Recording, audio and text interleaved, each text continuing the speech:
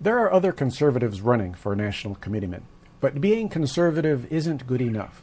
You need to know the rules, and you need to have the skill and the courage to enforce those rules aggressively. Because if you don't, the establishment can and will shut you down. And when it happens, it's not a pretty sight. I've got an example for you.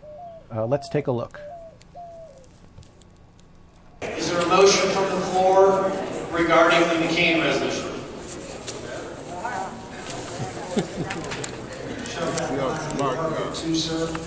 I make a motion that the floor resolution with regards to anybody but John McCain, I make that motion, be heard from the floor. Second!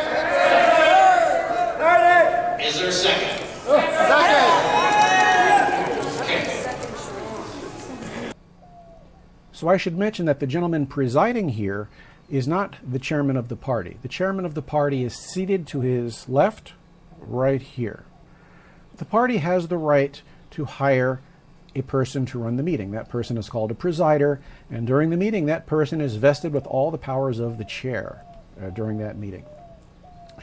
This particular presider really knows the rules, and he has obviously prepared a strategy in advance to oppose this resolution that's about to be introduced from the floor. He knows what he's going to do, and he's prepared. Let's watch and see what happens. The chair has been made aware of a significant legal challenge to the legality of the adoption of this motion.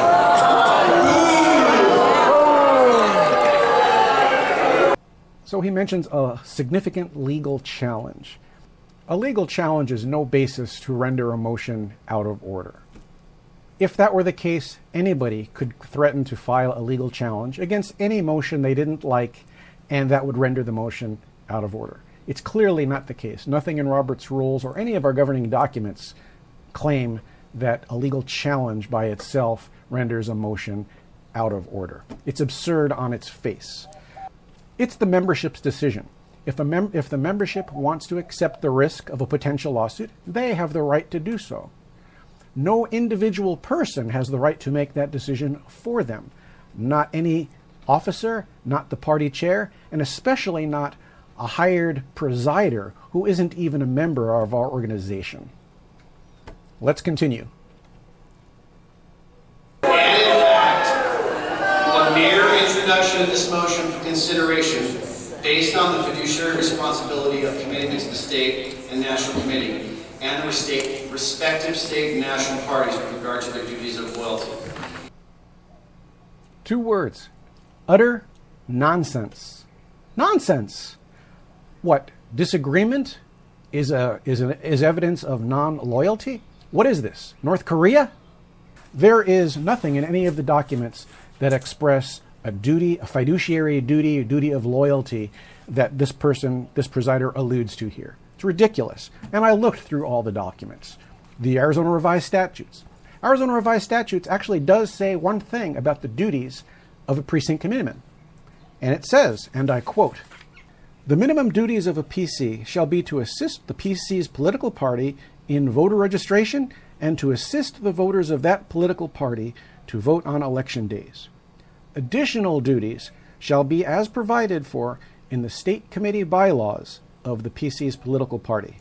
That's Arizona Revised Statute 16822E. So there is a duty. It's not a fiduciary duty or a duty of loyalty that prevents you from disagreeing with the party establishment on whom to elect in the upcoming primary election. Absurd. Absurd. But what about those state committee bylaws that are mentioned? I looked through them. I know them pretty well, and there are no such duties listed there.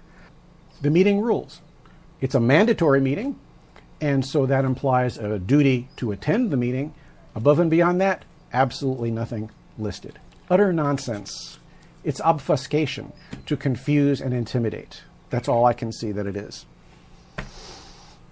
Let's continue. And the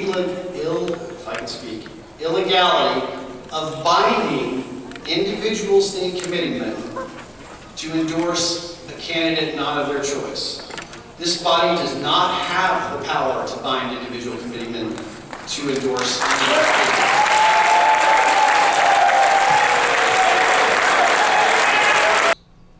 Absolutely right. Absolutely right. Too bad he is talking about a straw man. The individuals that he mentioned there are irrelevant to the resolution. The resolution doesn't mention obligation of any individual. It speaks of the state committeemen as a whole, as a group. Additionally, resolutions are not binding on any individual. They're statements of the organization. This is a fundamental principle of parliamentary law. A group can make a statement, and anyone who tries to prevent them from doing so is not acting consistent with the principles that our great party is based upon. Let's take a look exactly at what Robert's Rules of Order says. On page 1 of this 700-something page document says, and I quote, "A deliberative assembly is a group of people having or assuming the freedom to act in concert, meeting to determine in full and free discussion courses of action to be taken in the name of the entire group." We have that right, and that right is being attempted here to be taken away from us. That's not consistent with our principles or the principles that our country was founded upon. Moving on. Based on the possibility that this action, if taken by the state committee, may be illegal, and the chair must rule this motion out of order because, according to the parliamentary authority, motions that conflict with the corporate charter, constitution, or bylaws of the society, or with procedural rules prescribed by national, state, or local laws are out of order, and if any motion of this kind is adopted, it is null and void. Absolutely right again. Absolutely right again. On another straw man, notice he doesn't mention any documents, any specific rules, any specific laws. Why doesn't he mention them? Because there aren't any. None. If there were, why not mention them? Claiming that you might violate some rule, but then not specifying the rule doesn't make much sense, does it? I think there would be a duty to raise the specific rule that's being broken. Instead, we get nothing but obfuscation and intimidation. Now it gets interesting. Let's take a look at what he says next. Since there can only be one interpretation of the facts that the resolution may be illegal, and that a legal challenge was received by the state party, there can be no appeal from this decision of the chair. Sneaky pivot there. Sneaky pivot. Interpretation of irrelevant facts are irrelevant. Why does he say there can only be one interpretation of these facts? They're irrelevant facts in the first place, but why does he even bring that up? It turns out that this is a popular resolution. This was a very popular resolution. And the establishment knew that if it went to a vote, they might lose. This resolution had a very good chance of being passed and adopted. So they had to do everything they could to prevent it from coming to a vote. Well, the first thing they tried, of course, that they did was to rule it out of order.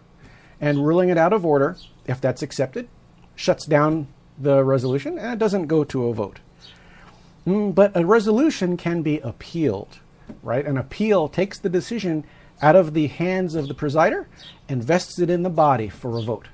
And the body can vote by majority to overrule the decision of the chair. That's what an appeal does. They had to prevent an appeal also, because if appeal was lodged, they'd probably lose that too. So the one interpretation only of the facts is raising an obscure rule in Robert's Rules of Order that would serve to shut down any possible appeal. The details are kind of technical. I won't get into them here. If you're interested in learning more about them, see page 342 here, or attend one of my seminars or watch some of my videos online, and you'll see exactly what they're trying to do. It's a cynical attempt at shutting down any possible appeal. It's also an invalid attempt because it's based on facts that are irrelevant. So what he's doing here is bluffing, and there's no rule against bluffing. Right? It's allowable. Maybe not be ethical, but it's allowable. So let's see what happens now. Point of order, sir. Point of order.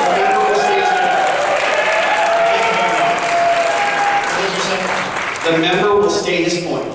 Point of order is, did you even read these resolutions, or were you just told to issue these? Yes, I did. The censure, I'm sorry, I apologize. The endorsement of anyone but McCain is not an endorsement of any candidate.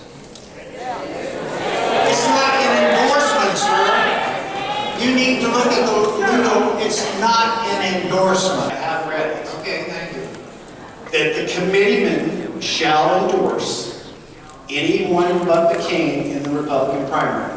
May not be word for word because I didn't just read it. So that would mean that each individual committeeman in this body would have to endorse someone other than John McCain. This body does not have the power to require each individual committeeman to do that. And that's my ruling.